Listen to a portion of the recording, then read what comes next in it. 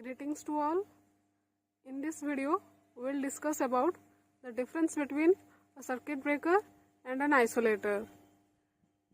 The video you can see, this is a picture of a circuit breaker, and the next to it there is a isolator. This is a 132 kV SF6 circuit breaker.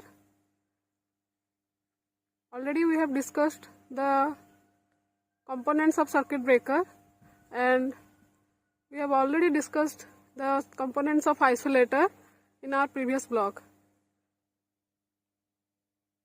So here we will understand what is the difference between a breaker and an isolator. You can see isolator is a off-load switch. That means we can't interrupt the isolator during loaded condition. It will generate a huge spark across the gap, the female contact and male contact, because there is no arc quenching media over here.